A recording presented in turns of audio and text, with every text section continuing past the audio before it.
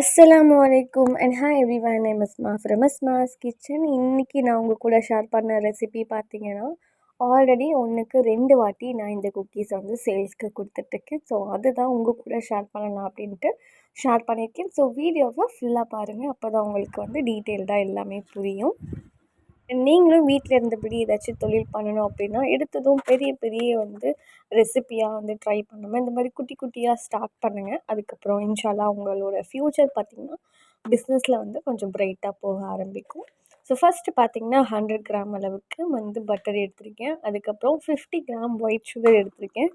நீங்கள் வந்து இந்த மாதிரி ஒரு ஸ்கேல் வாங்கிக்கோங்க, வெயிட் மிஷின். அப்போ தான் உங்களுக்கு எல்லாமே வந்து கரெக்டாக மெஷர் பண்ணி நீங்கள் வந்து செய்ய முடியும். நம்ம கப்ஸை விட இந்த மாதிரி கிராம் கணக்கில் எடுக்கும்போது தான் வந்து குக்கீஸ் எல்லாம் வந்து பர்ஃபெக்டாக வரும். இப்போ வந்து 110 கிராம் வந்து ப்ரௌன் சுகர் எடுத்திருக்கேன். நீங்கள் ப்ரௌன் சுகருக்கு பதிலாக வெல்லம் கூட பிடிச்சி சேர்த்துக்கலாம். அதுக்கப்புறம் பார்த்திங்கன்னா ஒரு க்ளீனான பவுல் எடுத்துக்கோங்க. இதில் நம்ம எடுத்து வச்சுருக்கிற 100 கிராம் வந்து பட்டரை வந்து ரூம் டெம்பரேச்சரில் தான் இருக்கணும். அது கூடவே 2 டைப் ஆஃப் சுகர் சேர்த்துருக்கோம் இல்லையா, அது ரெண்டுத்தையும் ஃபஸ்ட்டு மிக்ஸ் பண்ணிக்கலாம். ஸோ மிக்ஸ் பண்ணி நம்ம பீட்ரு ஆன் பண்ணும்போது பார்த்திங்கன்னா மேலெல்லாம் தெறிக்காமல் இருக்கும். ஸோ பீட்ரே தேவையில்லை, இதுக்கு நம்ம கையிலேயே மிக்ஸ் பண்ணிக்கலாம். பட் வந்து பீட்டரில் வந்து நம்ம மிக்ஸ் பண்ணும்போது கொஞ்சம் வேலை ஈஸியாக டக்குன்னு முடிகிற மாதிரி இருக்கும். கொஞ்சம் நேரம் நல்லா வந்து பீட் பண்ணி எடுத்ததுக்கப்புறம் பார்த்திங்கன்னா இந்த மாதிரி க்ரீமியான ஒரு கன்சிஸ்டன்சிக்கு வந்துடும். அதுக்கப்புறம் பார்த்திங்கன்னா நம்ம இதில் ரூம் டெம்பரேச்சரில் இருக்கிற எக்கு ஒன்று சேர்த்துக்கலாம் உள்ள. ஸோ இன்றைக்கி செய்யப்படுற இந்த குக்கீஸ் பார்த்திங்கன்னா மைதாவே இல்லாமல் ஃபுல்லாகவும் கோதுமை மாவில் தான் வந்து செஞ்சுருக்கேன். ஸோ அந்த டெக்ஸ்சர் மட்டும் கொடுக்கணும் இல்லையா, அதுக்காக மட்டும் மில்க் சால்ட் சேர்த்துக்கோங்க. அப்போ உங்களுக்கு அந்த பிஸ்கெட் டெக்ஸ்சர் வந்து கிடச்சிடும். ஸோ எக்கு ஒன்று சேர்த்ததுக்கப்புறம் அகெயின் நல்லா வந்து பீட் பண்ணி எடுத்துக்கலாம்.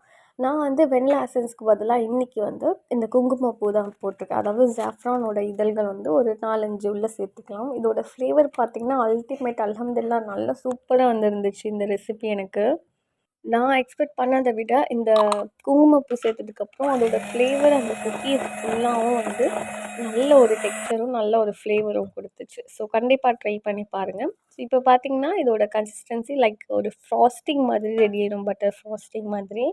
ஸோ இப்போ நம்ம வந்து ட்ரை இன்க்ரீடியண்ட் இருக்குல்ல, அதெல்லாம் வந்து மிக்ஸ் பண்ணிக்கலாம். 1 கப் கோதுமை மாவு, 1/4 கப் வந்து மில்க் பவுடர் சேர்த்துக்கோங்க. அந்த 10 ரூபா பேக்கெட் இருக்குல்ல, அது வந்து ஒரு 20 கிராம் இருக்கும். ஸோ வந்து அதில் இருக்கிற ஒரு பேக்கெட் சேர்த்துக்கோங்க. அதுக்கப்புறம் 1/2 teaspoon baking powder, 1/4 teaspoon baking soda, ஒரு பிஞ்ச் ஆஃப் சால்ட் சேர்த்துக்கோங்க. கரெக்டாக 1 கப் கோதுமை மாவுக்கு நீங்கள் 1/4 கப் வந்து மில்க் பவுடர் சேர்த்துட்டிங்க அப்படின்னா அதை வந்து நம்ம அந்த மைதாக்கு பதிலாக அந்த பால் பவுடர் சேர்த்தா கரெக்டாக வந்துடும் நம்ம குக்கீஸு. இப்போ இது எல்லாத்தையும் மிக்ஸ் பண்ணி எடுத்துக்கலாம். எல்லாமே மிக்ஸ் பண்ணும்போது ஒன்றோட ஒன்று எல்லா ஃப்ளாரும் பார்த்திங்கன்னா நல்லா எல்லா இடத்துலையும் வந்து மிக்ஸ் ஆயிரும். நான் கொடுத்துருக்குற இன்க்ரீடியண்ட்லாம் கரெக்டாக ஆட் பண்ணிங்கன்னா நீங்களும் இதே மாதிரி குக்கீஸ் வந்து பேக் பண்ணி எடுப்பீங்க. அந்த சேல்ஸுக்கு பார்த்திங்கன்னா எல்லாமே ஒரே மாதிரி டேஸ்ட் அண்ட் ஒரே மாதிரி டெக்ஸ்சர் இருக்கணும், கண்டிப்பாக அவசியம்.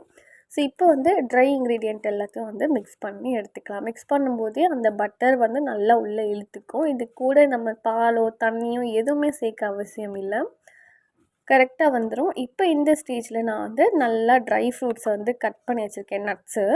நட்ஸ் கட் பண்ணது எல்லாத்தையும் உள்ளே சேர்த்துட்டு அகெயின் ஒன்ஸ் மிக்ஸ் பண்ணி எடுத்துக்கிறேன்.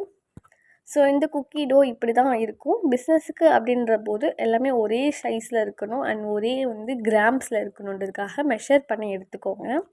நீங்கள் எந்த மாதிரி கிராம்ஸில் இந்த குக்கீஸ் வச்சு சேல் பண்ண போகிறீங்க அப்படிங்கிறத உங்கள் சாய்ஸ் தான். நீங்கள் 20 கிராம் இல்லை 15 கிராம் 10 கிராம் அப்படி வைக்கிறதா இருந்தாலும் வச்சுட்டு மேலே இந்த மாதிரி ட்ரை நட்ஸும் அதுக்கப்புறம் வந்து டேட்ஸ் வச்சு நான் வந்து கார்னிஷிங் பண்ணி ப்ரீஹீட் பண்ண 10 மினிட்ஸ் ஓவனில் 20 மினிட்ஸ் கரெக்டாக பேக் பண்ணி எடுத்துக்கலாம். மேல் ராடும் கீழ் ராடு 2 ராடும் ஆன் பண்ணி தான் இதை பேக் பண்ணணும் குக்கீஸை பொறுத்த வரைக்கும்.